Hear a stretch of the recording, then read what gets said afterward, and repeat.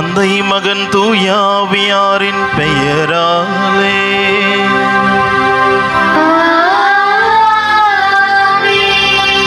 நம் ஆண்டவராகிய இயேசு கிறிஸ்துவின் அருளும் கடவுளின் அன்பும் தூயாவியாரின் நட்புறவும் உங்கள் அனைவரோடும் இருப்பதாக.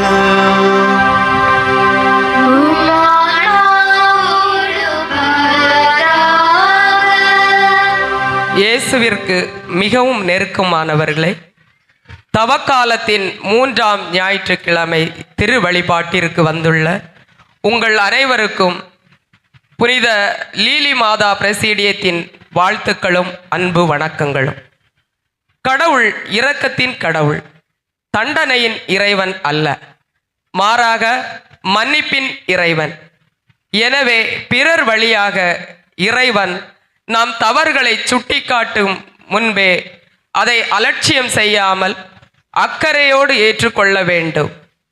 இறைவன் பாவிகள் மனம் திரும்புவதை விரும்புகிறார், அதற்காக காத்திருக்கின்றார். இஸ்ரேலுக்கு கொடுக்கப்பட்ட அதே வாய்ப்பு இன்று நாம் ஒவ்வொருவருக்கும் கொடுக்கப்படுகிறது. இந்த வாய்ப்பை நாம் விட்டுவிடக்கூடாது. அத்திமரத்திற்கு கொடுக்கப்பட்ட வாய்ப்பை போன்று இன்றும் நம் ஆண்டவர் நமக்கு தருகின்றார். அதை நாம் நன்கு பயன்படுத்தி கொள்வோம். ஆண்டவரின் இரக்கத்தை உணர்ந்தவர்களாய் அவர் கொடுக்கின்ற வாய்ப்புகளை பயன்படுத்தி அவர் எதிர்பார்க்கின்ற பலனை தருபவர்களாய் வாழ உறுதியளிப்போம். அப்போதுதான் இந்த தவக்காலம் நம் இரக்கத்தின் காலமாக, மன்னிப்பின் காலமாக அமையும். அதற்காக இன்றைய திருப்பலி வழிபாட்டில் வரம் வேண்டி பங்கேற்போம்.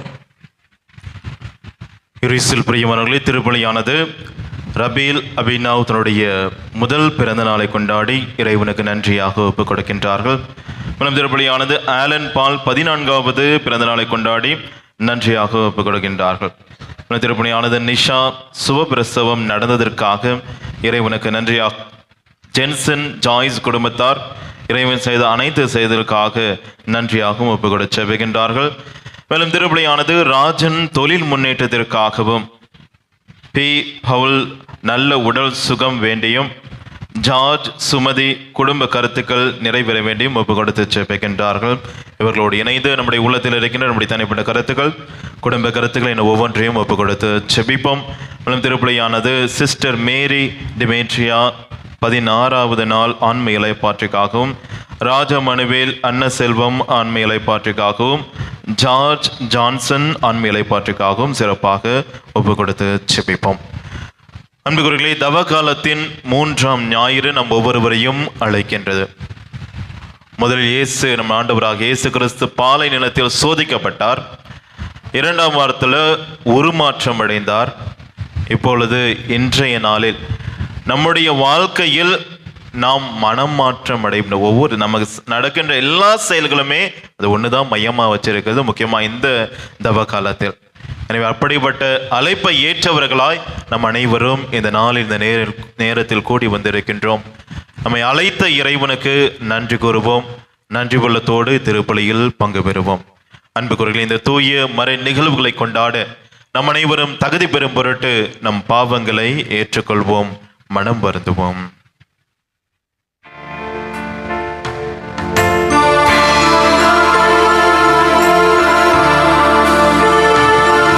என் பிள்ளை எல்லாம் பொறுத்தருள்வாய்.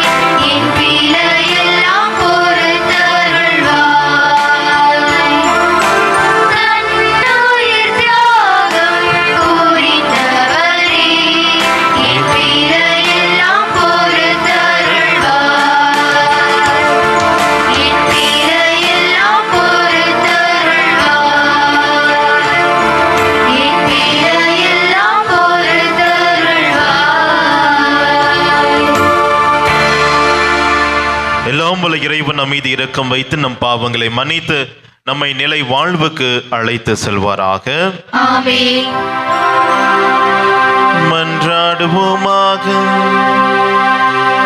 இறைவா, இரக்க பெருக்கத்துக்கும் முழுமையான நன்மைக்கும் காரணரே, பாவிகளின் உண்ணா நோன்புங்கள், இறை வேண்டல்கள், இரக்க செயல்கள் ஆகியவற்றின் வழியாக எங்களுக்கு பாவ மன்னிப்பை வழங்குகின்றேன்.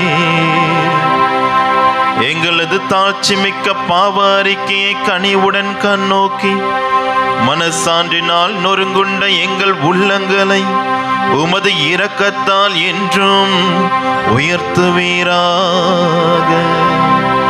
உமோடு தூயாவியாரின் ஒன்றிப்பில் இறைவனாய் என்றென்றும் வாழ்ந்து ஆட்சி செய்கின்ற அவர் வழியாக உம்மை மன்றாடுகின்றோம்.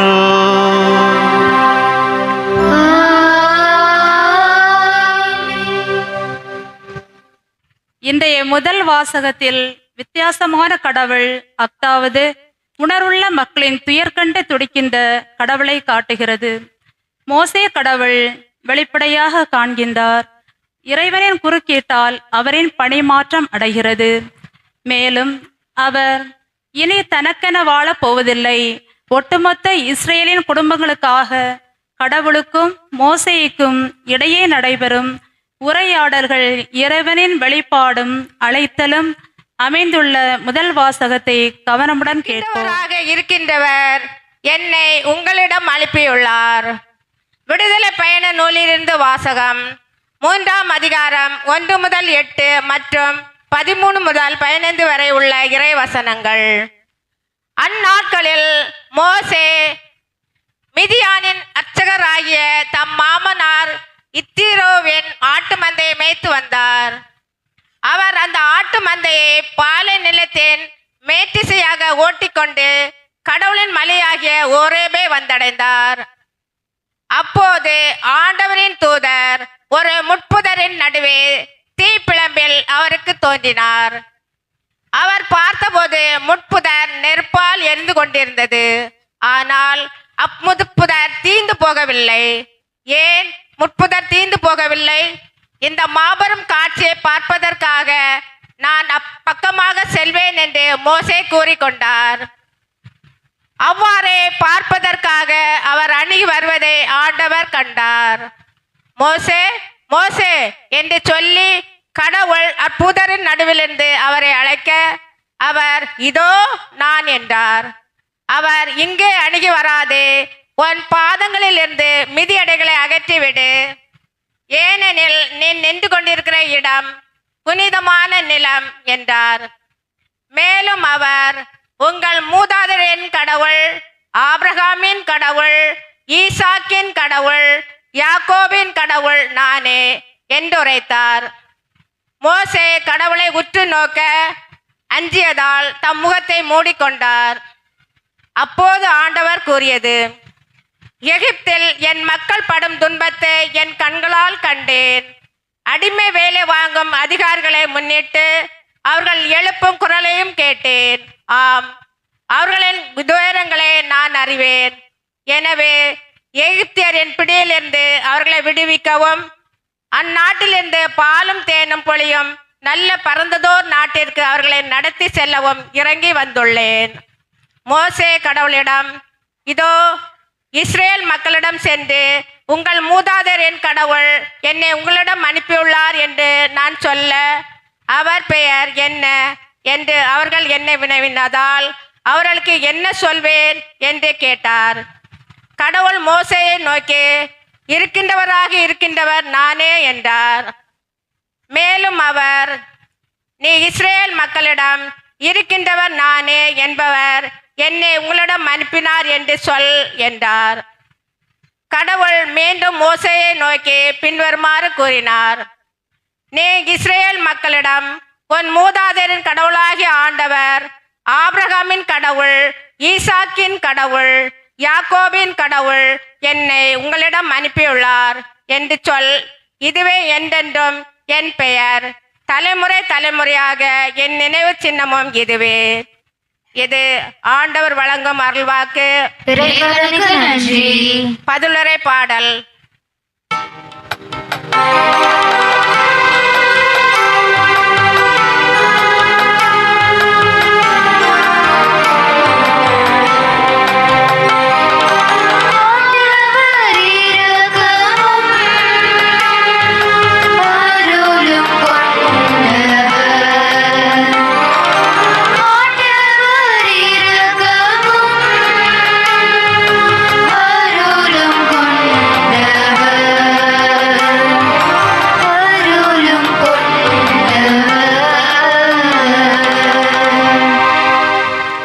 என் உயிரே ஆண்டவரை போற்றிடு, என் முழு உளமே அவரது திருப்பெயரை ஏத்திடு.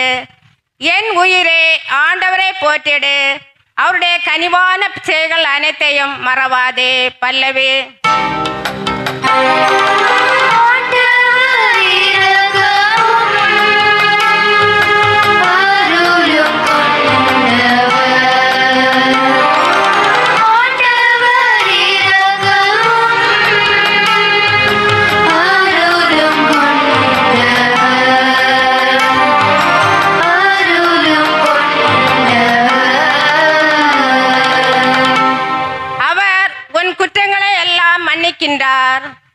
உன் நோய்கள் எல்லாம் குணமாக்குகின்றார்.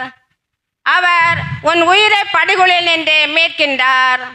அவர் உனக்கு பேரன்பையும் இரக்கத்தையும் மணிமுடியாக சூட்டுகின்றார். பல்லவி.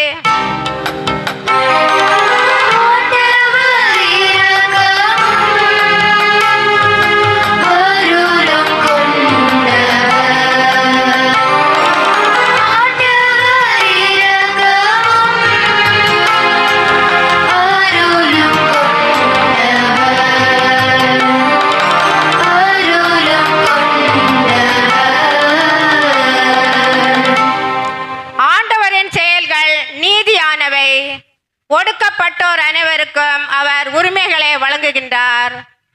அவர் தம் வழிகளை மோசேக்கு வெளிப்படுத்தினார். அவர் தம் செயல்களை இஸ்ரேல் மக்கள் காணும்படி செய்தார். பல்லவி.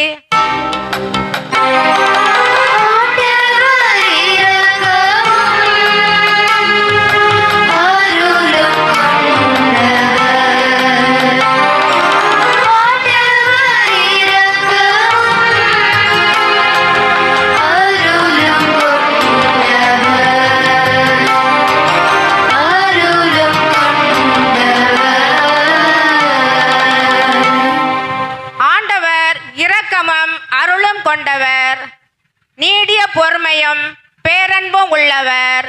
அவர் தமக்கு அஞ்சுவோருக்கு காட்டும் பேரன்பு மண்ணில் நின்று விண்ணரவு போன்று உயர்ந்தது. பல்லவி.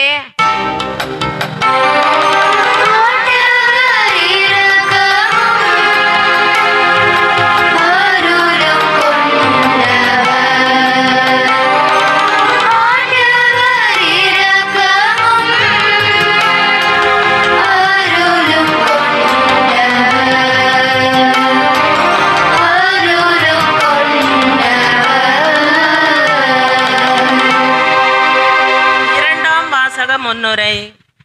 கிறிஸ்துவே அப்பாறை என கிறிஸ்துவின் மேன்மையை முன்வைக்கின்ற திருத்தூதர் பவுலடிகளார் இரக்கம் நிறைந்த கடவுளின் எதிர்பார்ப்புக்கு ஏற்ற நற்கனிகளை தராவிட்டால் இஸ்ரேல் மக்களுக்கு நேரிட்ட அதே அழிவு நமக்கும் நேரிடும் என்று எச்சரிக்கின்றார். எனவே தாம் நிலையாக நிற்பதை நினைத்து கொண்டிருப்பவர் விழுந்து விடாதபடி பார்த்து கொள்ளட்டும் என்று கூறும் இந்த பவுலடிகளாரின் அறிவுரைக்கு கவனமுடன் செவிமடுப்போம். இரண்டாம் வாசகம். மோசேயே மக்கள் பாலர் நிலையத்தில் நடத்திய வாழ்க்கை நமக்கு அறிவு புகட்டட்டும். படிப்பினையாக எழுதப்பட்டுள்ளது. திருத்தூதர் பவுல் கொரிந்தியருக்கு எழுதிய முதல் திருமுகத்தில் இருந்து வாசகம். 10ஆம் அதிகாரம் 1-6 மற்றும் 10-12 முடிய உள்ளது. சகோதரர் சகோதரிகளே, நீங்கள் ஒன்றை அறிந்திருக்க வேண்டும் என நான் விரும்புகிறேன். நம் முன்னோர் அனைவரும் மேகத்தின் கீழ் வழி நடந்தனர். அவர்கள் அனைவரும் கடலை கடந்து சென்றனர். அவர்கள் அனைவரும் மோசேயோடு இணைந்திருக்கும்படி மேகத்தாலும் கடலாலும் திருமுழுக்கு பெற்றார்கள். அவர்கள் அனைவரும் ஒரே ஆன்மீக உணவை உண்டனர். அவர்கள் அனைவரும் ஒரே ஆன்மீக பானத்தை பருகினர். தங்களை பின்தொடர்ந்து வந்த ஆன்மீக பாறையிலிருந்து அவர்கள் பருகினார்கள். கிறிஸ்துவே அப்பாறை. அப்படி இருந்தும் அவர்களில் பெரும்பான்மையோர் கடவுளுக்கு உகந்தவராய் இருக்கவில்லை. பாலை நிலைத்தையே அவர்கள் கொல்லப்பட்டார்கள். அவர்கள் தீயனவற்றில் ஆசை கொண்டு இருந்தது போல நாமும் இராதவாறு இவை நமக்கு ஒரு முன் அடையாளமாக நிகழ்ந்தன. அவர்களுள் சிலர் முணுமுணுத்தனர். இதனால் அவர்கள் அழிவு விளைவிக்கும் தூதரால் அழிக்கப்பட்டனர். அவர்களைப் போல் நாமும் முணுமுணுக்க கூடாது. அவர்களுக்கு நிகழ்ந்த இவை அனைத்தும் மற்றவர்களுக்கு எச்சரிக்கையாக அமைகின்றன. இறுதி காலத்தில் வாழும் நமக்கு இவை அறிவுரையாக எழுதப்பட்டுள்ளன. எனவே தாம் நிலையாக நிற்பதை நினைத்து கொண்டிருப்பவர் விழுந்து விழாதபடி பார்த்து கொள்ளட்டும். இது ஆண்டவர் வழங்கும் அருள்வாக்கு. இறைவனுக்கு நன்றி.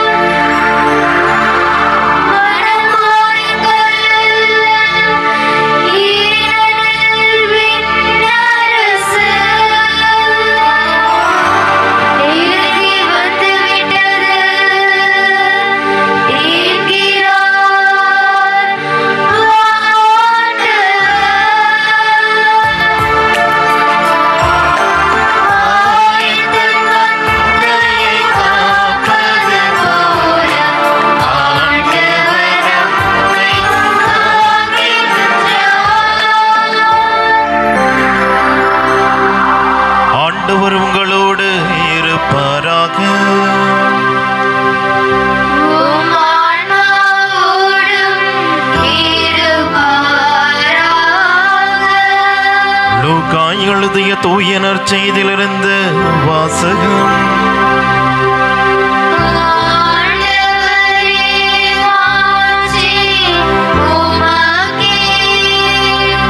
அதிகாரம் 13 இறைவசனங்கள் 1-9 முடிய.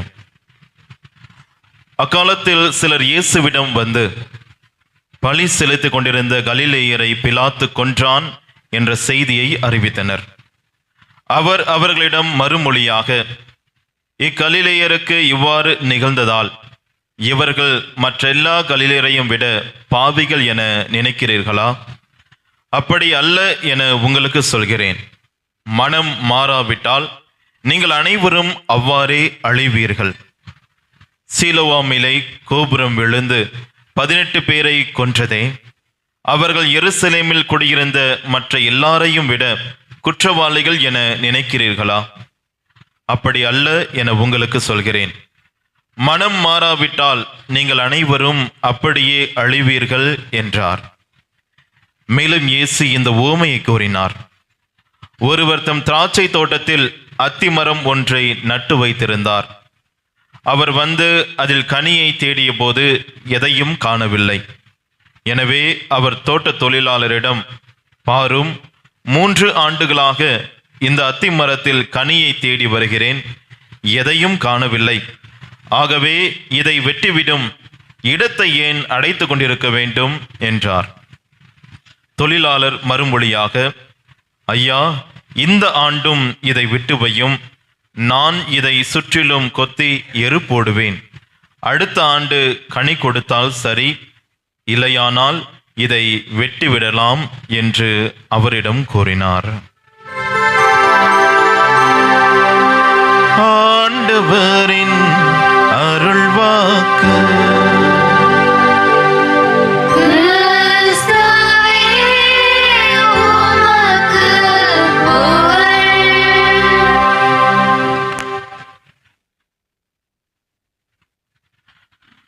கிறிஸ்துவில் பிரியமானவர்களே, ஒரு பங்குனாலே ஒரு பங்கு ஃபாதர் இருப்பார், பங்கு மக்கள் இருப்பாங்க.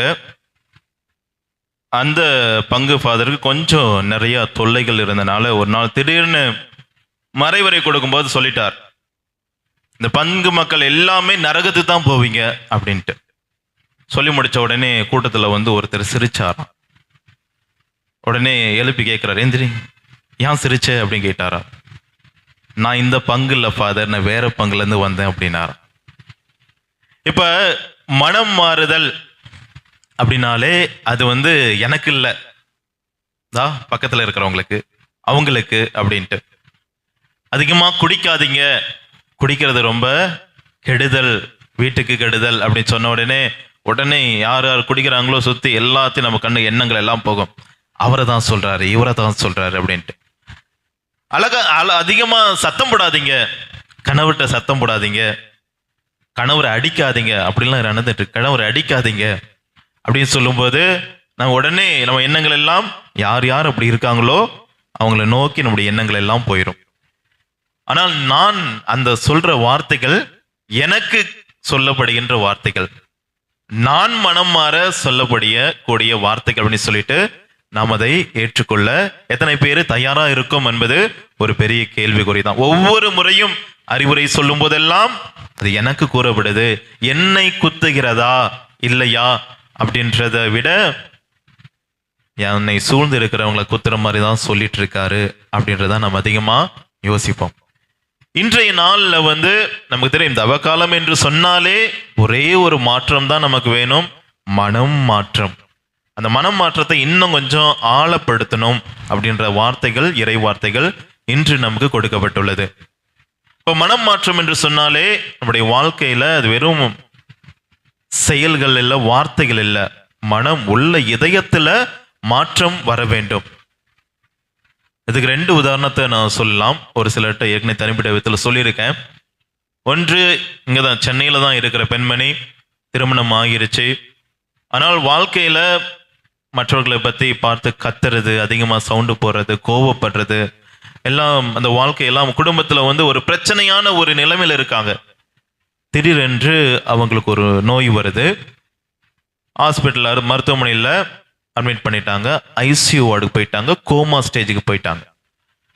இந்த கோமா ஸ்டேஜுக்கு போன பெண், அந்த டாக்டர் சொல்லிட்டாரு, இன்னும் ஒரு 2-3 நாள் தான் உயிர் வாழ்வாங்க அப்படின்ற வார்த்தையை உறவினர்லாம் சொல்லிட்டாங்க. இப்ப அந்த பெண்மணிக்கு, அந்த பெண்ணுக்கு இறைவனை சந்திக்கின்ற ஒரு தரிசனம். அந்த கோமா ஸ்டேஜில் இறைவனோடு உறவாடுகின்றார். தன்னுடைய வாழ்க்கை எல்லாம் அப்படியே லைனா வருது. என்னென்ன பண்ணேன், என்னென்ன செஞ்சேன், யாருக்கெல்லாம் கெடுதல் செய்தேன், எத்தனை பேர்த்துக்கு நிம்மதியை நான் கெடுத்தேன்னு சொல்லிட்டு எல்லாம் வரிசையா வருது. கடவுள் முன்னாடி முழந்தால் படியிட்டு கண்ணீரோடு அழுகுறாங்க. இயேசுவிடம் பேசி முடிச்சுட்டு அந்த பெண்மணியிடம் சொல்றாங்க, உன்னுடைய நேரம் இன்னும் நெருங்கி வரல, நீ மீண்டுமாக உன்னுடைய வாழ்க்கை இந்த உலகத்துல பயணிப்பாய், ஆனால் இப்ப இருக்கிற பெண்ணா இல்ல, வேறு ஒரு பெண்ணாக அப்படின்னு சொல்லிட்டு மருத்துவர்களே ஆச்சரியப்படுற விதத்துல மீண்டுமாக கோமா ஸ்டேஜில் இருந்த அந்த பெண் மீண்டுமாக நார்மல் நிலைமைக்கு வராங்க. தன்னுடைய வாழ்வை முழுமையாக கடவுளுக்கு அர்ப்பணிக்கிறாங்க. கத்தோலிக்க திருச்சபை சார்ந்தவர் தான். கத்தோலிக்க திருவையிலிருந்து ஒரு ஜெப கூட்டம் அப்படின்னு சொல்லிட்டு ஆரம்பித்து இன்று சென்னையிலும் சரி, தமிழ்நாட்டிலும் சரி, வெளிநாடுகளிலும் சரி, அவரும் அவரோடு இருந்த இளம் பிள்ளைகள் எல்லாத்தையும் உற்சாகப்படுத்தி அவர்கள் எல்லா இடத்திலும் போயிட்டு இறை வார்த்தை எடுத்து சொல்லுகின்ற ஒரு மகளாக இப்போதும் இருக்கின்றார்கள். அவர் சாட்சியா சொன்ன வார்த்தைகள் எப்படி சொன்னே எனக்கு 10 வருடத்துக்கு மேல இருக்கும், ஆனா இன்னும் எனக்கு ஒலித்து கொண்டே இருக்கிறது. அவர் சொன்னது வார்த்தைகள் எல்லாம் அவருடைய அனுபவம். அப்ப இயேசு அந்த நேரத்துல கூறியதை, சொன்னதை, இந்த வார்த்தையை கேட்டு வாழ்க்கையை மாற்றினார், எண்ணங்களை மாற்றினார், மனம் மாறினார். அது இன்னொரு பெண்மணி இருக்காங்க, அவங்களுக்கும் திருமணம் ஆயிடுச்சு. அவங்களும் அதே கோபம் கொள்கின்ற அந்த மனதோடு தான் இருக்காங்க. ஒரு விபத்தில் மாட்டுக்கொள்கின்றார்கள். அதே மருத்துவமனையில் அட்மிட் பண்றாங்க. ரொம்ப நாள் கழிச்சு பிழைக்க முடியாதுன்னு சொல்லி மீண்டுமாக பிழைத்து நார்மல் நிலைமைக்கு வராங்க. இப்போ சொல்றாங்க, உன்னோட வாழ்க்கையை மாத்திக்கலாம்ல அப்படின்னா அந்த பெண்மணிக்கு தெரியுது என்னுடைய வாழ்க்கை வந்து கொஞ்சம் வேறுபட்டதாக, அதிகமாக கோபம் கொண்ட ஒரு வாழ்க்கையாக, யாரை பார்த்தாலும் எரிஞ்சு விழுகிற ஒரு வாழ்க்கையாக இருக்குது அப்படின்னு சொல்லி தெரியுது. அப்போ சொல்றாங்க, மனம் மாறலாம்ல, மனம் மாற்றம் அடையலாம்ல. அதுக்கு அந்த பெண்மணி சொன்னாங்க, எல்லாத்துக்கும் ஒரு காலம் வரும்ல மனம் மாறுறதுக்கு, அப்ப எனக்கும் ஒரு காலம் வரும், அப்ப நான் மனம் மாறிக்கிறேன். எப்ப வரும், அது எப்ப வரலாம் தெரியாது. கடவுள் எத்தனையோ பேர் மனம் மாற்றிருக்காருல, அந்த மாதிரி ஒரு காலத்துல எனக்கும் ஒரு காலம் வரும், அப்ப நான் மனம் மாறுகிறேன். அப்ப தெரியுது என்னுடைய வாழ்க்கை எப்படி இருக்கிறது, நான் மனம் மாற்றம் அடைவேன், வாழ்க்கையில மாற்றம் அடைய வேண்டும், அனைவருக்கும் உகந்த ஒரு மகனாக மகளாக வாழணும் என்று ஏற்கனவே உணர்த்திட்டாரு. ஆனால் உணர்த்தியதை ஏற்று செயலாக்க முன் வர முடியவில்லை. அப்படிப்பட்ட ஒரு நிலைமையில அப்ப இந்த ரெண்டு நிகழ்வுகள் ரெண்டுமே உண்மையான நிகழ்வுகள். இதுல நாம் எந்த நிகழ்வு எந்த சைட்ல இருக்கிறோம்ன்றது நம்மை நாமே சோதித்து பார்க்கணும். அதற்காகவும் இந்த நாள் நமக்கு அழைப்பு, ஒவ்வொரு முறையும் அழைப்பு கொடுத்துட்டே தான் இருக்கிறாங்க. மனம் மாறுங்கள், நற்செய்தியை நம்புங்கள், விண்ணரசு நெருங்கி வந்துட்டது. இயேசு முதலா நற்செய்தி அறிவித்தது இதுதான். திருமுழுக்கு யோவான் சொல்லிட்டு இருந்தாரு. திருமுழுக்கு யோவான் அப்படியே இயேசு வர வர வர திருமுழுக்கு யோவான் அப்படியே அவருடைய செயல்களை அப்படியே குறைச்சிக்கிட்டாரு. நான் குறையணும், அவர் வளரணும்னு சொல்லிட்டு அவரை மேன்மைப்படுத்தினாரு.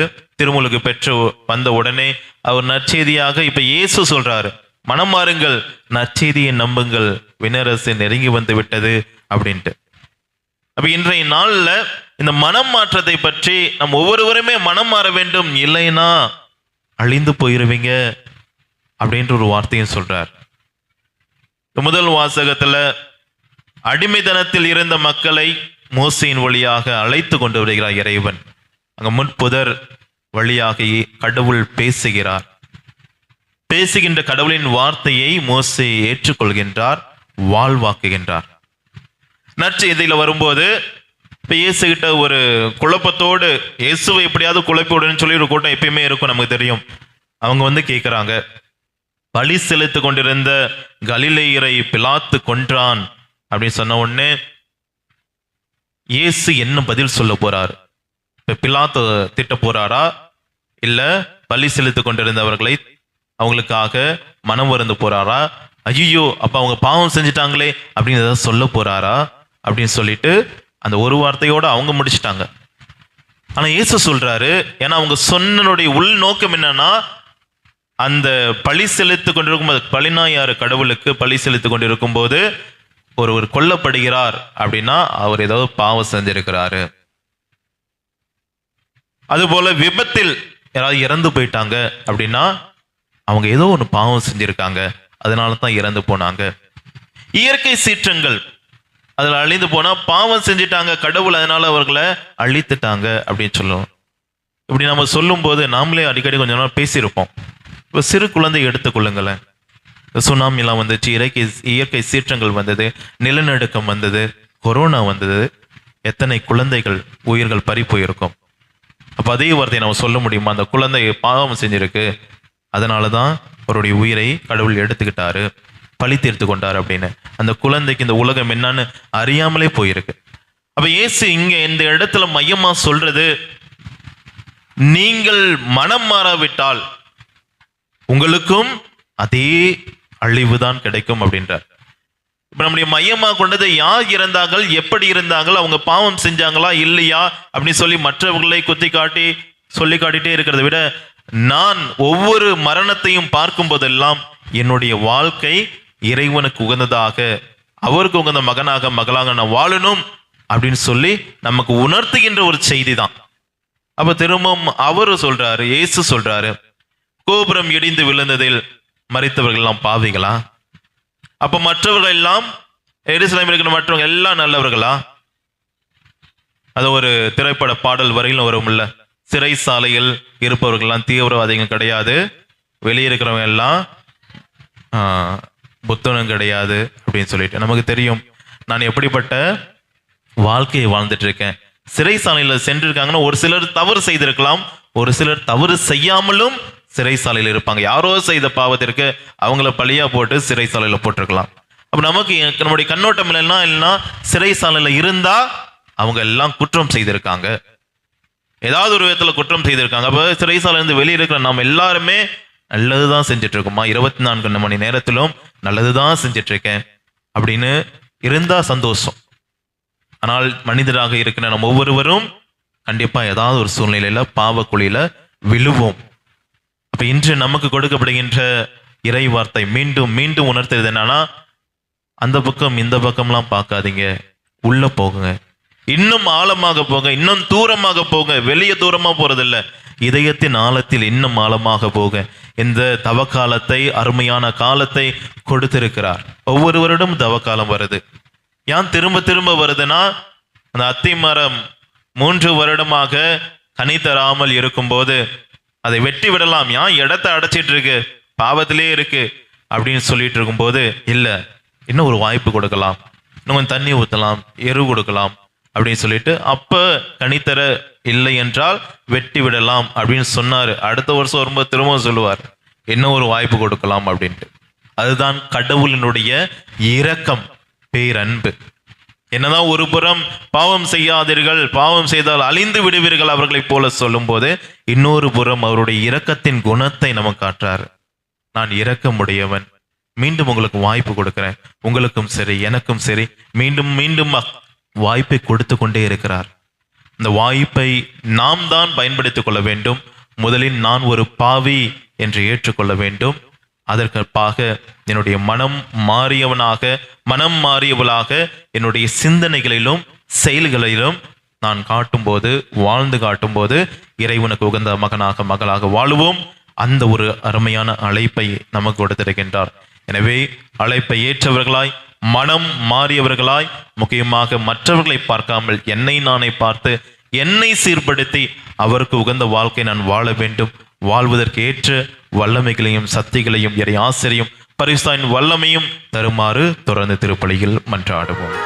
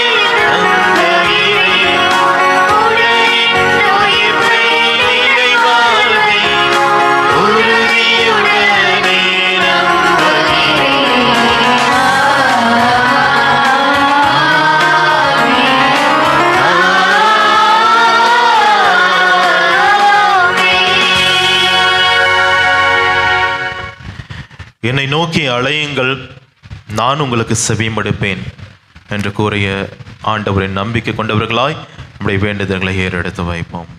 எரியும் முட்புதரிலிருந்து இருக்கின்றவர் நானே என்று பிரசன்னத்தை வெளிப்படுத்திய கடவுளே, என் திருத்தந்தை பிரான்சிஸ் அவர்களின் உடல் நலனில் ஏற்பட்டு வரும் முன்னேற்றத்திற்காக உமக்கு நன்றி செலுத்துகிற வேளையில் அவர்களுக்கு பூரண உடல் நலம் தரும்படியாகவும் இறை மக்களை உள்ளடக்கிய திரு அவை முழுவதுமே நல்ல ஆயனின் பின்னே அணிவகுக்கும் ஆடுகளைப் போல் எதிர்நோக்கின் திருப்பயணம் மேற்கொள்ள வேண்டுமென்று இறைவா உம்மை மன்றாடுகிறோம்.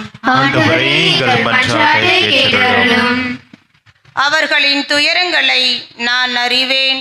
அவர்களை விடுவிக்கவும் நடத்தி செல்லவும் இறங்கி வந்துள்ளேன் என கூறி இஸ்ராயேல் மக்களை விடுதலை பயணத்தில் உடனிருந்து வழி நடத்தியவரே, அமைதி இழந்து தவிக்கும் இவ்வுலகிற்கு நிலையான அமைதி தரவும், பல்வேறு இன்னல்களால் அவதியுறும் உலக நாடுகள் நல்வாழ்வை நோக்கி நகரவும், எம் தாயகமாம் இந்திய தேசமும் நீதியின் வழியில் சமத்துவம் நோக்கி பயணிக்கவும் வேண்டுமென்று இறைவா உம்மை மன்றாடுகிறோம். ஆண்டவரே, எங்கள் மன்றாட்டை கேட்டருளும்.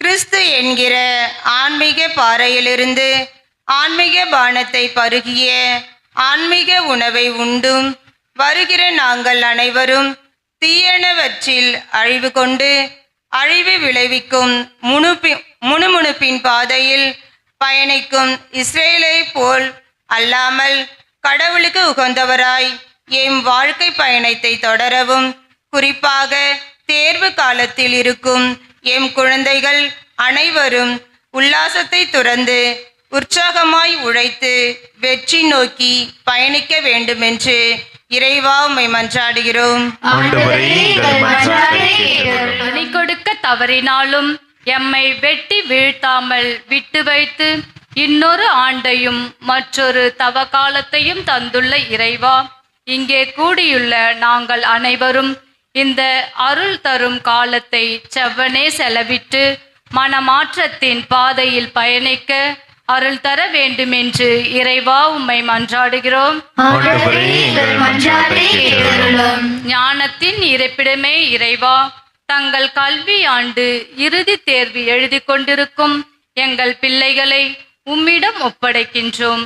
அவர்கள் சிறப்பாகவும் விவேகத்துடன் செயல்பட்டு தங்கள் உழைப்பின் வெற்றி கனியை சுவைத்திடவும், அவர்களின் அடுத்த கல்வியாண்டு சிறப்புடன் அமையவும் மற்றும் இன்றைய நாளை சிறப்பிக்கும் தூய லீலி மாதா பிரசிடிய சேனை சகோதரிகளின் குடும்பங்களை நிறைவாக ஆசிர்வதிக்க வேண்டுமென்று இறைவா உம்மை மன்றாடுகிறோம். ஆண்டவரே, எங்கள் மன்றாட்டை கேட்டருளும். நம்முடைய தனிப்பட்ட கருத்துக்களுக்காகவும் குடும்ப கருத்துக்களுக்காகவும் தொழில் வளர்ச்சிக்காகவும் பங்கின் வளர்ச்சிக்காகவும் முக்கியமாக பொது தேர்வு எழுதி கொண்டிருக்கிற நம்ம குழந்தைகள் ஒவ்வொருவருக்காகவும் ஒப்பு கொடுத்து ஜெபிப்போம். இந்த ஜெபங்கள் அனைத்தையும் எங்கள் ஆண்டவராகிய இயேசு கிறிஸ்துவின் பெயரால் மன்றாடுகின்றோம். ஆமென்.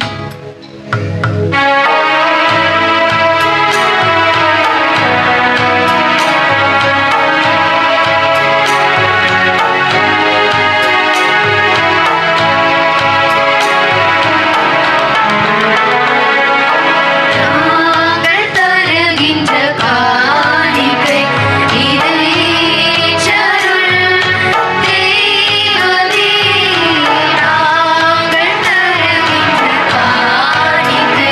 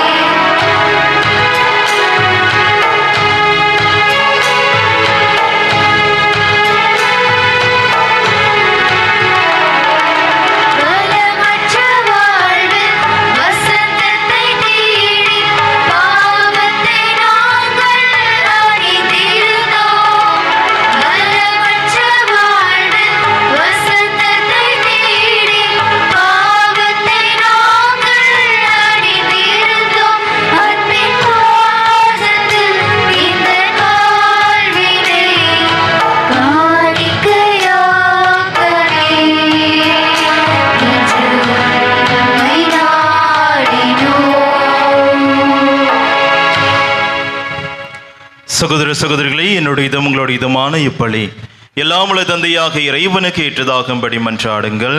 ஆண்டவர் தம் திருப்பெயரின் புகழ்ச்சிக்காகவும் ஆட்சிக்காகவும் தமது நன்மைக்காகவும் புனித திருவையின் அனைத்து நலன்களுக்காகவும் உமது கையெழுத்து பலியை ஏற்றுக்கொள்வாராக. ஆண்டவரே, பலிகளால் மனை நிறைவு அடைந்த எங்களுக்கு அருள் புரிவீராக. எங்கள் குற்றங்களிலிருந்து எங்களை மன்னிக்க வேண்டுகின்ற நாங்கள் பிறருடைய குற்றங்களை மன்னிக்க முயல்வோமாக. எங்கள் ஆண்டவராகிய கிறிஸ்து வழியாக உம்மை மன்றாடுகின்றோம்.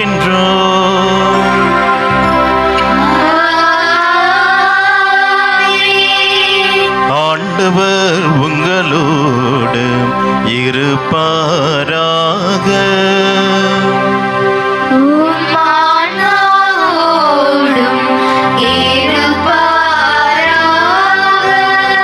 இதயங்களை மேலே எழுப்புங்கள்.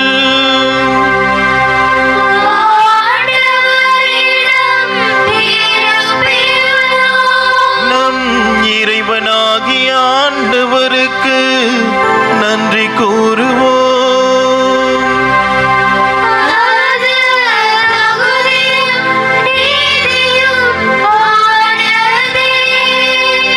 ஆண்டவரே, தூயவரான தந்தையே, என்றும் உள்ள எல்லாம் வல்ல இறைவா, எங்கள் ஆண்டவராகிய கிறிஸ்து வழியாக என்னாலும் இவ்விடத்திலும் நாங்கள் உமக்கு நன்றி செலுத்துவது மெய்யாகவே தகுதியும் நீதியும் ஆகும்.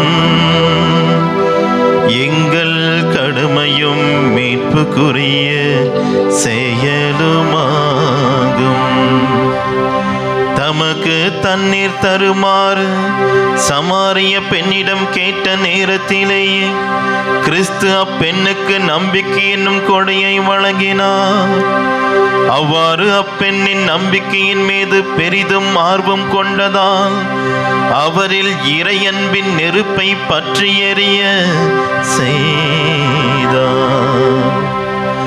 ஆகவே நாங்களும் உமது நன்றி செலுத்தி உமது வல்லமையை வானதூதர்களோடு புகழ்ந்து ஆர்ப்பரித்து பாடுவதாவது: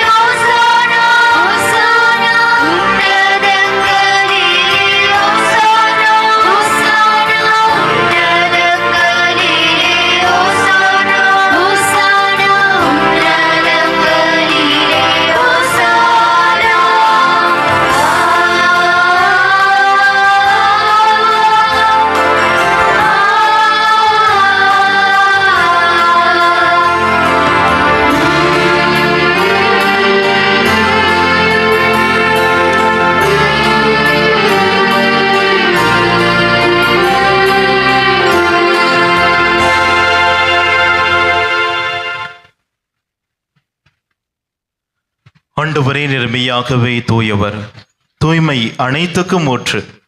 ஆகவே உம்முடைய ஆவியை பொழிந்த காணிக்கைகளை தூய்மைப்படுத்த உம்மை வேண்டுகின்றோம். இவ்வாறு எங்கள் ஆண்டவர் இயேசு கிறிஸ்துவின் உடலும் இரத்தமுமாக எங்களுக்கு இவை மாறுபனவாக. அவர் பாடுபட உளம் கனிந்து தம்மை கையளித்த போது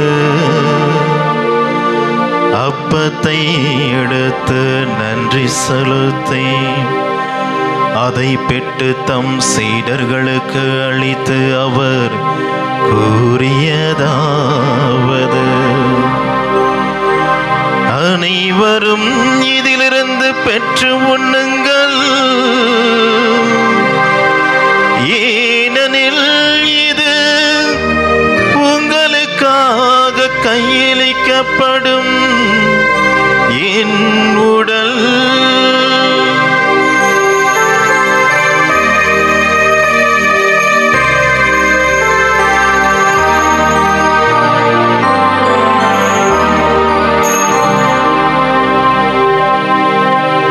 அவ்வனமே இரவு விருந்தை அருந்திய பின்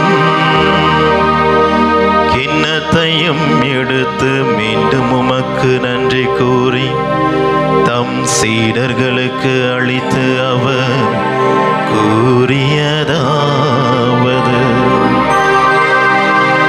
அனைவரும் இதிலிருந்து பெற்று பருகுங்கள்,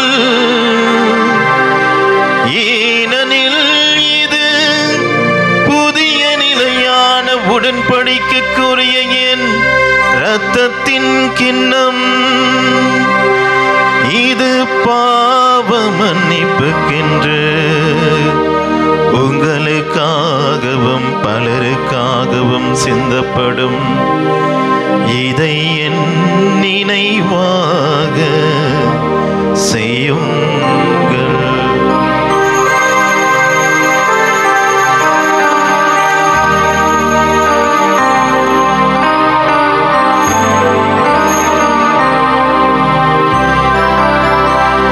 நம்பிக்கையின் மறைபொருள்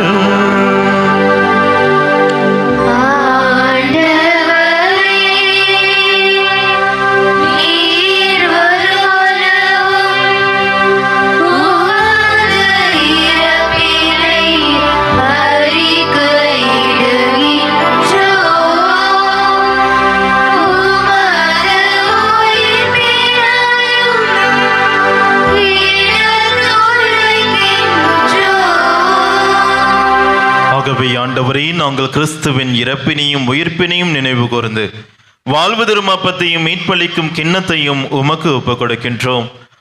திருமுன் நின்று உமக்கு ஊழியம் புரிய தகுந்தவர்கள் எங்களை ஏற்றுக்கொண்டீர். எனவே உமக்கு நன்றி செலுத்துகின்றோம். மேலும் கிறிஸ்துவின் உடலிலும் இரத்தத்திலும் பங்கு கொள்ளும் எங்களை தூய ஆவியார் ஒன்று சேர்க்க வேண்டுமென உம்மை தாழ்மையுடன் மன்றாடுகின்றோம். ஆண்டவரே, உலகெங்கும் பரவிருக்கும் அது திரு அவையை நினைவு கூர்ந்தருளும். எங்கள் திருத்தந்தை பிரான்சிஸ், எங்கள் பேராயர் ஜார்ஜ், எல்லா திருநிலையினர் ஆகிய அனைவரோடும் உமது திரு அவை அன்பில் நிறைவு பெற செய்தருளும். இது நம்பிக்கையோடு திருப்பலியில் பங்கு கொள்கின்ற ஒவ்வொரு உள்ளத்தில் இருக்கின்ற தனிப்பட்ட கருத்துக்கள், குடும்ப கருத்துக்கள், தொழில் வளர்ச்சி, உடல் நலம், குழந்தைகளின் பாதுகாப்பு, குழந்தைகளின் படிப்பு என ஒவ்வொன்றையும் ஒப்புக்கொட செவிக்கின்றோம்.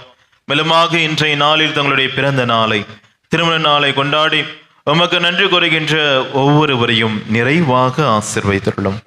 மேலும் உயிர்த்தலும் எதிர்நோக்குடன் துயில் கொள்ளும் எங்கள் சகோதரர் சகோதரிகளையும் இறந்தோர் அனைவரையும் இரக்கத்துடன் நினைவு கூர்ந்து உமது திருமுக ஒளியினுள் ஏற்றருளும் எங்கள் அனைவர் மீதும் இரக்கமாயிரம். கடவுளின் கன்னி தாயான புனித மரியா, அவருடைய கணவரான புனித யோசேப்பு, புனித திருத்தூதர்கள், புனித அந்தோனியார், இவ்வுலகில் உமக்கு உகந்தவராய் இருந்தோர் ஆகிய புனிதர் அனைவருடனும் நாங்கள் நிலைவாழ்வில் பங்கு கொள்ளும் தகுதி பெற்று திருமகன் இயேசு கிறிஸ்து வழியாக உம்மை புகழ்ந்தேத்தும் மறுமரள உம்மை மன்றாடுகின்றோம்.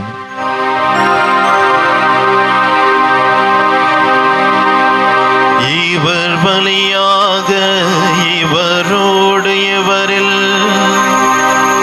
எல்லாம் வல்ல இறைவனாகிய தந்தையே,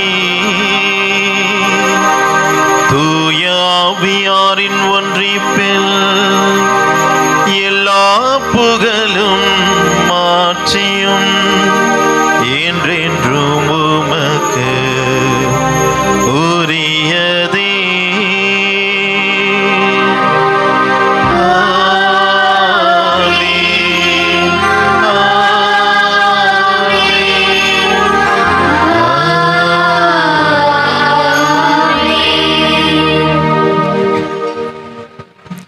மீட்பரின் கட்டளையால் கற்பிக்கப்பட்ட இறை படிப்பினால் பயிற்சி பெற்ற நாம் அனைவரும் துணிந்து சொல்லுவோம். விண்ணுலகில் இருக்கிற எங்கள் தந்தையே, உமது பெயர் தூயதென போற்ற பெறுக. உமது ஆட்சி வருக.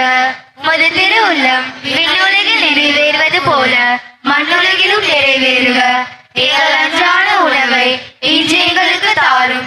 எங்களுக்கு எதிராக குற்றம் செய்வோரை நாங்கள் மன்னிப்பது போல எங்கள் குற்றங்களை மன்னியும். எங்களை சோதனைக்கு உட்படுத்தாதேயும், தீமையிலிருந்து எங்களை விடுவித்தருளும்.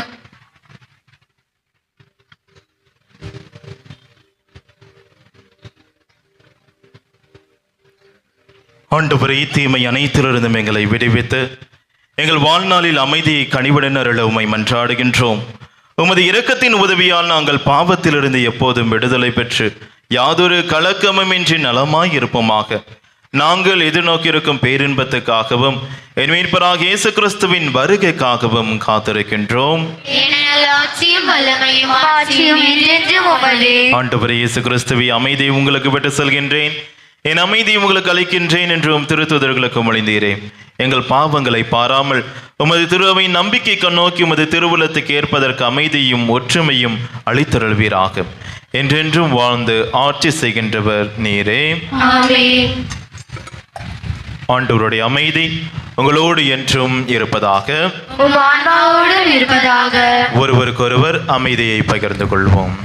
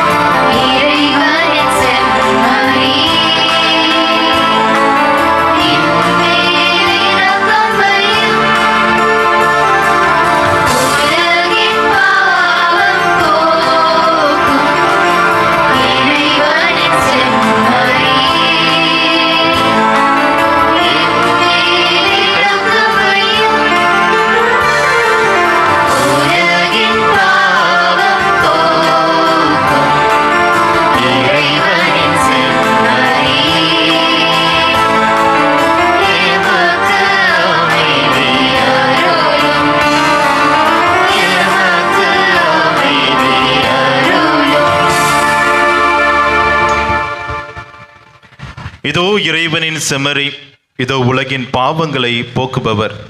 செம்மறின் விருந்துக்கு அழைக்க பெற்றோர் பேறு பெற்றோர்.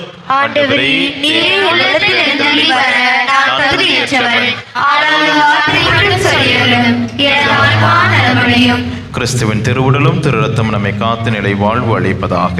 ஆமென்.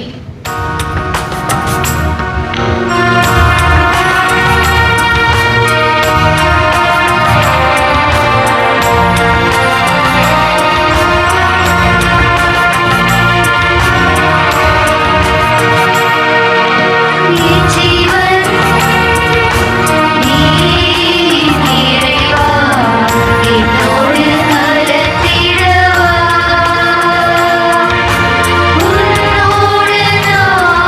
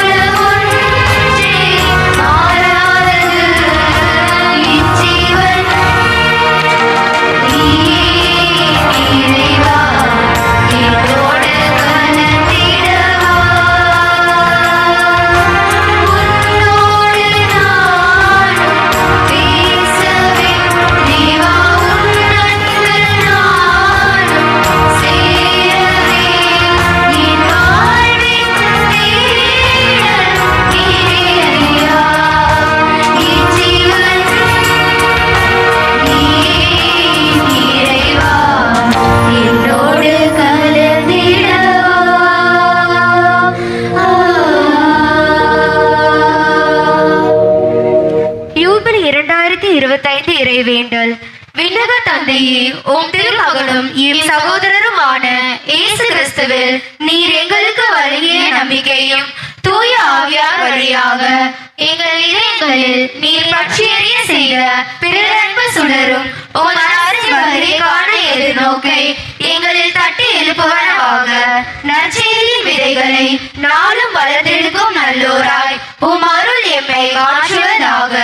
தீமையின் ஆற்றல்கள் மறைந்து உம் ஆட்சி நீடித்து ஒளிரும் பொருட்டு மானிட உள்ளங்களும் முழு ஆண்டவரையும் புதிய விண்ணகம் புதிய மன்னகம் நோக்கிய காத்திருத்தலில் மாற்றம் பெறுவனவாக.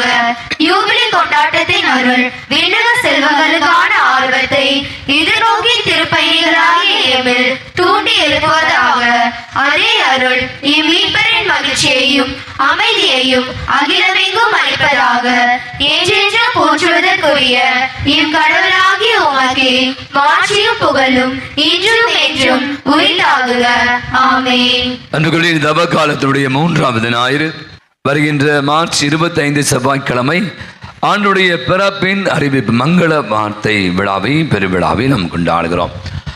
கடந்த வாரம் நம்முடைய மறைக்கல்வி மாணவிகள் தங்களுடைய ஆண்டு விழாவை நடத்தினார்கள். இப்படி ஒரு 2 மணி நேரம் போயிருக்குன்னு நினைக்கிறேன். பார்த்தவர்கள் சொன்னது நீங்கள் பார்க்க முடியாதவங்களை யூடியூப்ல அப்லோட் பண்ணுவாங்க. ஒரு பள்ளியினுடைய ஆண்டு விழாவை போல் இருந்தது. அப்படின்னா எவ்வளோ அதற்கான உழைப்பு, அப்படி பிள்ளைகளுடைய தயாரிப்பு. அப்போ இந்த இடத்துல நான் நிச்சயமாக என்னுடைய பிள்ளைகளுக்கு நன்றி சொல்லணும். ஏன்னா நிறைய பிள்ளைகளுக்கு எக்ஸாம் இருந்தது. என்னுடைய பெற்றோர்கள் கூட பார்த்தீங்கன்னா இதற்காக கடினமான முயற்சி எடுத்தான். எல்லாவற்றுக்கும் மேலாக நம்முடைய ஆசிரியர் பெருமக்கள், மறைக்கல்வி ஆசிரியர்கள் இதற்காக நிறைய பேர் அரும்பாடுபட்டு இருக்கிறார். நம்முடைய அருள் சகோதரர்கள், நம்முடைய அருள் சகோதரி, நம்முடைய உதவி பங்கு தந்தை என்று பலர் இந்த மறைக்கல்வி ஆண்டு விழா சிறப்பாக நடைபெற உதவி இருக்கிறார். சில பேர் பிள்ளைகளுக்கான ஸ்நாக்ஸும் ஸ்பான்சர் பண்ணாங்க. சவுண்ட் சிஸ்டம் ரெடி செய்து கொடுத்த, தயார் செய்து கொடுத்த அத்தனை பேருக்கும் ஒரு பலத்த ஒரு கரவழி கொடுத்து அவர்களுக்கு நம்முடைய நெஞ்சார்ந்த நன்றிகளையும் பாராட்டுகளையும் தெரிவித்துக் கொள்வோம். நான் ஒன்று தான் சொல்ல ஆசைப்படுறேன். ஏன்னா நீ பார்த்தீங்கன்னா அந்த பிள்ளைகளுடைய நிறைய பேர் 4 பேர் 2 பேர்லாம் டான்ஸ் ஆடல, 40 பேர் டான்ஸ் ஆடுறான், 10 பேர் பேசுகிறான். பார்த்தீங்கன்னா இது ஒரு அருமையான தளம். நான் மீண்டும் சொல்ல நிறைய பிள்ளைகளை பெற்றோர்கள் மறைக்கல்வி ஒரு பொண்ணு வருது 8ஆம் கிளாஸ் 9ஆம் கிளாஸ் படிக்கிறது, பெரிய பொம்பளை மாதிரி. அந்தந்த பருவத்தில் அந்தந்த விஷயங்களை பிள்ளைங்க நீங்கள் கொடுத்தே ஆகணும். பெரிய பொம்பளை பசுமை ஆகிடாதீங்க. அதுக்கெல்லாம் ஒரு பருவம் இருக்குது. அதுக்கு அந்தந்த பருவம் சொல்லுவாங்க. விளையாடுற பருவம், ஜாலியாக இருக்கிற பருவம், அதுக்கன்று. ஆனால் நிறைய நேரங்களில் பிள்ளைகளை நீங்கள் என்ன பண்ணீங்க, இந்த மாதிரி மறைக்கல்வி அனுப்பாமல் பொத்தி வளர்க்குறீங்க. எதில் பொத்தி வருமோ அதை பொத்தி வளர்க்குறது இல்லை. ஆகவே தயவுசெய்து பார்த்தீங்கன்னா பிள்ளைகள் அவ்வளோ ஆர்வமாக தொடர்ந்து வந்து கொண்டு, எனவே வராத பிள்ளைகளுக்காக சொல்கிறேன், தயவுசெய்து இந்த மறைக்கல்வி வகுப்புகளுக்கு பிள்ளைகளை தவறாது அனுப்பி வைக்க அன்போடு அழைக்கிறேன். அவ்வாறு உங்களுக்கு தெரியும், கடந்த வாரம் நம்முடைய பங்கிலிருந்து வளசிறவாக்கம் பொழுது ஆரோக்கிய எண்ணெய் ஆலயத்திற்கு நாம் நடைபயணமாக மதியம் கொளுத்து வெயிலில் போனோம். ஒரு 2:30 மணி இருக்கும்னு நினைக்கிறேன். 4:30 மணிக்கு போய் சேர்ந்துட்டோம். ஒரு 450 பேர் மேற்பர் இருப்பாங்க. ஆகவே இந்த பயணம் மிக சிறப்பாக நடைபெற இதை நமக்கு வழிநடத்தியவர்கள் நம்முடைய இளைஞர்கள் மற்றும் மரியாயின் சேனையினர், நம்முடைய ஜெபக்குழு உறுப்பினர்கள் அனைவருக்கும் நாம் நன்றி செலுத்த கடமைப்பட்டிருக்கிறோம். அதோடு கூட பார்த்தீங்கன்னா நிறைய நல்ல உள்ளங்கள் தாராள உள்ளத்தோடு உதவி செய்திருக்கிறார். குறிப்பாக திரு இருதயராஜ், திரு ஜெரால், திருமதி விக்டோரியா ராணி, இப்படி என்று பலர் நமக்கு உதவி செய்த அத்துணை நல்ல உள்ளங்களுக்கும் ஒரு பலத்தை ஒரு கரவழி கொடுத்து அவர்களுக்கு நம்முடைய நெஞ்சால் நன்றிகளும் பாராட்டுகளும். நான் தொடர்ந்து அறிவித்து கொண்டிருந்த போது நம்முடைய மறைவட்ட அளவில் நடைபெற்ற இந்த ஜூபிலி ஆண்டுடைய தவக்கால சிறப்பு நிகழ்வு நாங்களே பயந்துட்டோம். ஏன்னா 2000 பேர் இந்த ஆலயம் வளாகம் முழுவதுமாக மக்கள் வெள்ளத்தால் நிரம்பியிருந்தார். அப்படி ஒரு அற்புதமான நிகழ்வு தொடக்கத்திலிருந்து முடிவு வரை. அது கொஞ்சம் லேட் ஆயிடுச்சு, 9 மணிக்கு தான் நிறைவு பட்டது. பட் இருந்தாலும் கூட அனைவருமாக கலைந்து செல்லாமல் பொறுமையோடு இருந்து நிறைய பங்கிலிருந்து அநேகர் வந்தாலும் கூட நம்முடைய பங்கிலிருந்து நிறைய பேர் 100க்கு ஒரு மேற்பட்டவர்கள் நினைக்கிறேன், 150 பேர் நினைக்கிறேன். அவருடைய பங்களிப்பு, அதை விட மிக முக்கியமாக நம்முடைய பங்கு இளைஞர்களுடைய பங்களிப்பு. அவ்வளோ பேருக்கு சாப்பாடு கொடுக்கும், பார்க்கிங் வசதி போனதில்ல. நம்முடைய இளையோர்கள் அதிகமாகவே உழைத்திருக்கு. அவளுக்கு ஒரு பலத்தை ஒரு கரவழி கொடுத்து அவளுக்கு நம்முடைய நன்றிகளையும் பாராட்டுகளையும் தெரிவிப்போம். இது கூட மிக முக்கியமான விஷயம்தான். வழக்கமாக இந்த தியானம் அப்படின்னா நீ பார்த்தீங்கன்னா வயசானவங்க பெரியவங்க தான் இருப்பாங்க. எங்கடா போனாங்க சின்ன வயசு பசங்க அதை விடுங்க அப்படின்வான். இன்று ஒரு இளைஞர்களுக்கான தியானத்தை ஏற்பாடு செய்திருக்கிறோம். வெறுமனே நம்ம பங்கில் இருக்கிற யூத் பாய்ஸ்க்கு யூத் கேர்ள்ஸ்க்கு மட்டும் இல்லை, யூத்தில் சேராத பிள்ளைங்களுக்கு கூட. நீங்கள் பார்த்தீங்கன்னா நம்ம பங்கில் நிறைய பிள்ளைங்க இருக்காங்க, அவங்கள கூட யூத்தெலாம் சேர மாட்டேன். யூத்தில் சேர்ந்தால் ரொம்ப கெட்டு போயிடுவாங்க பசங்க அப்படின்ற தப்பான ஒரு எண்ணத்தை நம்ம பிள்ளைகளுக்கு ஊட்டிட்டோம். ஆனால் பிள்ளைகள் வளர்வதற்கான மிகப்பெரிய ஒரு தளம் தான் இந்த மாதிரி பங்கு தளங்கள். நீங்கள் பார்த்தீங்கன்னா இப்போது இன்று சரியாக 10 மணியிலிருந்து அந்த இளைஞர்களுக்கான தியானம் நடைபெற இருக்கிறது. இதை யார் வேணால் கலந்துக்கலாம். நான் சொல்ல மாதிரி இளம் பிள்ளைகள், கல்லூரி படிக்கிற பிள்ளைகள், வேலை செய்கிற பிள்ளைகள், அவங்க அத்தனை பேருமா கலந்து கொள்ளுங்கள். நான் ஒரு 150 பேரை எதிர்பார்க்குறோம். நம்ம மத்தியில் அருட்பணியாளர் அமலமான தர்மபுரியில் வருகிறார், சலேசிய சபையைச் சேர்ந்தவர். பிள்ளைகளுக்கான ஜெபமாலை, ஆராதனை, திருப்பலி, சிலுவை பாதை, டாக்கு, இப்படியாக பாப சங்கீதம் என்று பல விஷயங்களை இந்த நாளில் நாம் செய்ய இருக்கிறோம். பிள்ளைகளுக்கு உணவும் கூட நம்ம கொடுத்து இந்த நாளை நிறைவு செய்யும். அரை நாள் தியானம் தான், முழு நாள் இல்லை. 10 மணிலேருந்து 1 மணி வரை நடைபெறும். பெற்றோர்கள் வீட்டில் சும்மா இருக்கிற பிள்ளையே போடா, இதுக்காக போடா, மற்ற தியானம் தான் ரொம்ப நேரம் இருக்கான், இது ஷார்ட் அண்ட் ஸ்வீட்டாக இருக்கும். வருகிற அத்தனை பேருமே சலேசிய சபை இளைஞர்களுக்கானவர்கள். எனவே இந்த வாய்ப்பை பயன்படுத்தி கொள்ள பெற்ற பிள்ளைகளையும் பெற்ற உற்சாகப்படுத்துமாறு கேட்டுக்கொள்கிறோம். அதோடய நம்முடைய பங்கில் ஒவ்வொரு வாரமும் உங்களுக்கு தெரியும் தப காலத்தை மட்டும் பல நிகழ்வை நாம் நடத்தி கொண்டு இருக்கிறோம். வருகின்ற ஞாயிற்றுக்கிழமை 30ஆம் தேதி தப கால திருப்பயணம் திருயாந்துரை. இது நான் பலமுறை சொல்லிட்டேன். அப்படி இருந்தாலும் செவிடக்காத ஒரு சங்கு தானே, அது சொல்லிகிட்டே அப்போ தான் புரியும். ஆகவே இந்த தவக்காலத்து ஒரு அம்மா வந்தாங்க, ஃபாதர் நீங்கள் கோயில் எங்கே சொல்லவே இல்லை, சொன்னால் மட்டும் வந்துடுவீங்களா? ஆகவே திருவள்ளூர், அதை சுற்றி இருக்கிற ஆலயங்கள், பக்கத்தில் இருக்கிற பழஞ்சூர், அதை சுற்றி வளர்புரம், அதுக்கப்புறம் காந்தி நகர், அதை தொடர்ந்து பிஞ்சிவாக்கம், அதை தொடர்ந்து கீழச்சேரி, அப்புறமா பன்னூர், அப்புறமா நம்ம முளசூர், அதை தொடர்ந்து நம்ம ஸ்ரீபெரும்புத்தூர் என்று 8 ஆலயங்களுக்கு பயணம் மேற்கொள்ள இருக்கிறோம். இந்த பயணம் இப்படி தான் இருக்கும். காலை 8 மணிக்கு தான் இங்கிருந்து பேருந்துகள், 8 மணிக்கெலாம் கிளம்பிட்டோம். 8 மணிக்கு தான் 8 மணி தான் சரியா. மாலை 6 மணிக்கு நாம் திரும்பி வந்துடுவோம். ஏன்னா செல்ற இடங்கள்லாம் கொஞ்சம் நெருங்கிய இடங்களாக இருப்பதால் மாலை 6 மணிக்கு நம்ம திரும்பி வந்துடலாம். இது காலை உணவு நீங்கள் சாப்பிட்டே வந்துடணும் சரியா. காலையில் 10 மணிக்கு உங்களுக்கு ஒரு தேநீரானது ஏற்பாடு செய்யப்படுது. மதிய உணவு ஏற்பாடு செய்யப்படுகிறது. மாலை தேநீரும் ஸ்நாக்ஸும் கொடுப்பாங்க. அவ்வாறு வண்டிக்கான பேருந்து கட்டணம், இதை மொத்தமாக ஒரு நபருக்கு 400 ரூபாய் சொன்னோம். பல முறை அன்பிய பொறுப்பாக சொல்லியிருக்காங்க, இன்னும் அவ்வளோவா வரல நினைக்கிறேன். இன்னைக்கு கடைசி நாள். நம்ம எப்பயுமே இந்த கடைசி நேரம் வரைக்கும் காந்து நிற்பான். அப்படியே கடைசி அப்போ தான் அவனுக்கு கொடுத்தா தான் சந்தோஷம். நிறைய அன்பிய பொறுப்பாலாம் நீங்கள் மற்றவங்க காசு வாங்கியிருந்தீங்கன்னா தயவுசெய்து இன்றுதான் கடைசி நாள். இந்த இரவு 8 மணிக்குள்ளாக நைட்டு மாதம் முடிச்சவனே கொடுத்துடணும். எனவே ரொம்ப நேரம் எடுத்துக்கொள்ள வேண்டாம். எனவே நாளை நான் ஏன் சொல்கிறேன்னா, பேருந்து மதிய உணவெல்லாம் தயார் செய்ய வேண்டியிருக்கு. அதுக்காக தான் நான் முன்கூட்டியே இந்த பேர்களை எல்லாம் கேட்கிறோம். அடுத்த வாரம் வழக்கம் போல திருப்பலிகள் ஆலயத்தில் நடைபெறும். 6:30 மணி திருப்பலி நடைபெறும், 8 மணி திருப்பலி நடைபெறும். திருப்பயணம் மேற்கொள்வதற்கு நம்ம செல்ற இடத்துல உங்களுக்கான திருப்பலி நம்ம ஏற்பாடு செய்திருக்கிறோம். அவ்வாறு மாலை திருப்பலி எந்த விதமான மாற்றங்களும் நடைபெறாது. அடுத்த வாரம் திரு யாத்திரை போர்களுக்கு மட்டும் நான் சொன்ன மாதிரி திருப்பலி நடைபெறும். காலை 8 மணினா 8 மணி, மாலை 6 மணிக்கு திரும்பி வருவோம். லேட்டாக வந்து விட்டுட்டு போயிடுவேன். அவ்வாறு உங்களுக்கு தெரியும், நம்முடைய பிள்ளைகளுக்கு ஒவ்வொரு ஆண்டும் இந்த புதுநன்மை என்ற திருவரு சார்ந்து நாம் கொடுக்கிறோம். பிள்ளைகளின் பெயர்களை பதிவு செய்ய சொன்னோம். 16 பேர் பதிவு செய்திருக்காங்க. இன்று தான் கடைசி நாள். ஏன்னா நமக்கு தெரியும் கொடுக்குறோமா இல்லையா, ஏன்னா நான் தொடர்ந்து 1 மாதமாக இதை பற்றி அறிவித்து கொண்டு இருக்கிறேன். இன்று கடைசி நாள். இனிமேல் பிள்ளைகளுடைய பெயர்கள் எடுக்கப்பட மாட்டாது. இன்றோடு முடிவு பெறுகிறது. வருகின்ற ஏப்ரல் மாதம் 7ஆம் தேதியிலிருந்து பிள்ளைகளுக்கான வகுப்புகள் துவங்கும். அதற்கான ஆசிரியருக்காங்க அந்த விஷயங்களை உங்களுக்கு நாங்கள் அறிவிப்போம். இந்த வகுப்புகளுக்கு பிள்ளைகளை தவறாமல் அனுப்பி வைக்குமாறு அன்புடன் கேட்டுக்கொள்கிறோம். அன்புகள் நிறைய பேர் கேட்டாங்க, எப்போ ஃபாதர் நம்ம பங்கள தியானத்தை ஏற்பாடு செய்திருக்கீங்க அப்படின்னு. நோட்டீஸ் தான் போட்டிருக்கோம். எனவே நோட்டீஸை நீங்கள் என்ன பண்ணணும், அப்படியே வீட்டில் பத்திரமா வச்சு கூட பார்க்கணும். வருகின்ற ஏப்ரல் மாதம் 4, 5, 6 ஆகிய 3 தினங்கள் நம்முடைய பங்கள தவக்கால சிறப்பு தியானமான நடைபெறும். அந்த 4ஆம் தேதி நம் மத்தியிலே அருள் தந்தை மரியா அந்தோணி அவர்கள் வேலூர் மறைமாவட்ட சேர்ந்தவர் வழிநடத்த வருகிறார். அதாவது 4ஆம் தேதி மாலை வெள்ளிக்கிழமை 5:30 மணிலிருந்து இரவு 8:30 மணி வரை, சனிக்கிழமை மாலை 5ஆம் தேதி மாலை 5:30 மணிலிருந்து 8:30 மணி வரை. 6ஆம் தேதி காலை 9 மணி, அர்த்தமான சொல்லுவோம், 9 மணிலிருந்து மதியம் 2 மணி வரை தியானம் நடைபெறும். மதிய உணவு உங்களுக்கு நாங்கள் ஏற்பாடு செய்வோம். அவ்வித தியானத்தில் முழுமையாய் பங்கேற்க உங்களை அன்போடு அழைக்கிறேன். அவர் இன்று மதியம் 2 மணிக்கு புனித ஜென்மர் ஆக்கணி பிரகாசமாதா வானூர் கரசு இளையோர் கொரியா கூட்டமாக நடைபெறும்.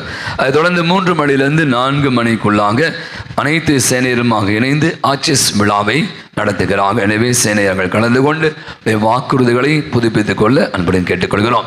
இன்று நம் மத்தியிலே பக்கத்தில் இருக்கிற அமைஞ்சிகரை பங்கை சேர்ந்த அசன்ஷன் சர்ச்சிலிருந்து விண்ணேற்ப ஆண்டவர் பங்கிலிருந்து நடைபயணமாக நம் பங்கிற்கு வருகை தர இருக்கிறார் சிறுவை பாதைக்காக. ஆகவே அதனால் நேரத்தை கருதி 4:30 மணிக்கு நடைபெறும். எனவே இந்த ஆசிச விழாவை நீங்கள் விரைவாக முடிக்குமாறு உங்களை அன்புடன் கேட்டுக்கொள்கிறேன். இன்றைய வழிபாட்டை மிக அர்த்தமுள்ள விதத்தில் நமக்கு அமைத்து கொடுத்தவர்கள் இந்த தூய லீனி மாதா பிரசு சேர்ந்த அனைத்து சேனைகளுக்கும் ஒரு பலத்தை ஒரு கரவலை கொடுத்து அவர்களுக்கு நம்முடைய நன்றிகளையும் பாராட்டையும் தெரிவித்துக் கொள்வோம். அடுத்த வார திருப்படி புனித நல்ல ஆலோசனை மாதா பிரசு சேர்ந்தவர்கள் சிறப்பிப்பார்கள். நான் முதலே சொன்னதுதான், இட நெருக்கடி இருக்கிறது. எனவே நன்மை வாங்கும்போது அப்படியே கும்பலாக வராதிங்க. பாருங்கள், இப்போ கேட்டீஸ் எல்லாம் முடிஞ்சிச்சு. எனவே முதல்ல பிள்ளைகள் வாங்கட்டும். சில நேரங்கள் பிள்ளைகளை பின்னாடி பார்க்குற ஒருத்தன் உட்காந்துருக்கான் சேரில். இப்போயும் என் கிழமை ஆகிட்டான்னு நினைக்கிறேன். பிள்ளைகளை எல்லாம் முன்னாடி அனுப்பணும். பெற்றோர்கள் நீங்கள் அதெல்லாம் கண்டிப்பாக இருக்கணும். இப்போவே அவன் பின்னாடி உட்காந்தா இன்னும் போக பின்னாடியே போயிடுவான். ஆகவே நிறைய நேரங்களில் முன்னாடி உட்கார வைக்கணும். நன்மை வாங்கின பிள்ளைகள் முதல்ல வாங்கணும். ஆமேன்னு சொல்கிறதே இல்லை. இதெல்லாம் நம்ம சொல்லிக் கொடுக்கணும். பிள்ளைகளுக்கு எவ்வளோ விஷயம் சொல்லிக் கொடுக்குறீங்க. முதல்ல பூசைக்கு முன்னாடி பின்னாடி உட்காந்து கதை பேசி செல்ஃபோன் நோண்டிக்கிட்டு இப்போவே பெரிய வயசான மாதிரியான ஒரு விஷயங்களை இந்த பிள்ளைகளுக்கு பெற்றோர்கள் நீங்கள் கற்றுக் கொடுங்க. இதெல்லாம் தவிர்க்கப்பட வேண்டியது. இந்த இனியிலேருந்து நான் சொல்கிறது, இனிமேல் இந்த பிள்ளைகள் புது நன்மை இந்த மறைக்கல்வி வகுப்புக்கு துவங்குற வரைக்கும் ஒவ்வொரு முறையும் திருப்பணிக்கு வருகிற பிள்ளைகள் முதல்ல நற்கருணையமான வரிசைக்கிறமாக அதை தொடர்ந்து மற்றவர்கள் வாங்குமாறு கேட்டுக்கொள்கிறோம். லீலி மாதா பற்றி வண்ண வண்ண லீலி மலராய் அன்னை மரியாவே ஆரோக்கிய தாயே, கண்ணின் சுவை தேனமிழுதே கன்னிமரியே ஆரோக்கிய தாயே, தன் மகனை இந்த உலகிற்கு தந்து இறைவனின் தாய் உம்மை நாங்கள் நினைத்து மகிழ்வதில் மிகுந்த மகிழ்ச்சி அடைகிறோம். அன்பார்ந்த இறை மக்களே, தூய லீலி மாதா அன்பை நாம் சுவைத்து மகிழ வேண்டும். நமது ஆன்மீக பயணத்தில் மாதா முதல் சீடத்துவ பணியை தாழ்மையுடன் செய்தார்கள். நாமும் நமது சேனை வாழ்வில் தாழ்மையுடனும் அன்புடனும் பொறுப்புடனும் செய்ய கடமைப்பட்டவர்கள். கனவிலும் நினைவிலும் கணபதி நகரில் முதல் சிற்பியாக பிறந்தவர்தான் தூய லீலி மாதா.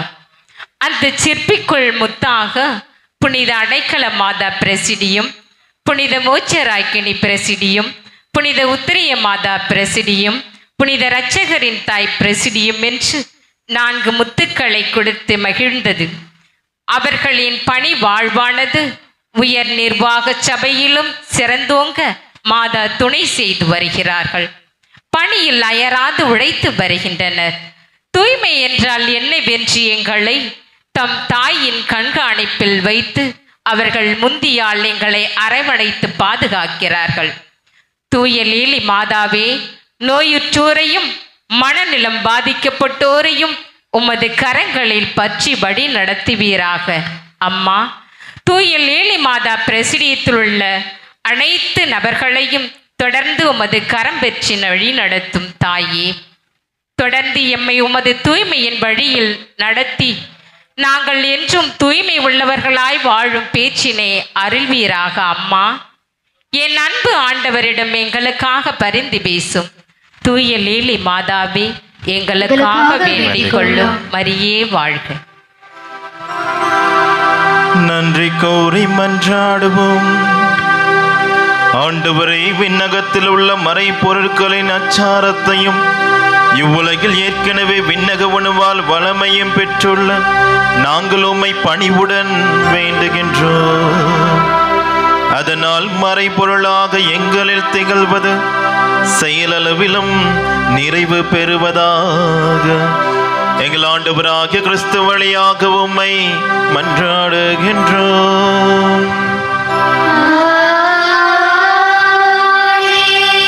ஆண்டவர் உங்களோடு இருப்பாராக. உம் ஆன்மாவோடும் இருப்பாராக. எல்லாம் உள்ள இறைவன் தந்தை மகன் தூய ஆவியார் உங்கள் ஒவ்வொருவரையும் நிறைவாக ஆசீர்வதிப்பாராக. ஆமென். சென்று வாருங்கள், திருப்பலி நிறைவேற்று. இறைவனுக்கு நன்றி.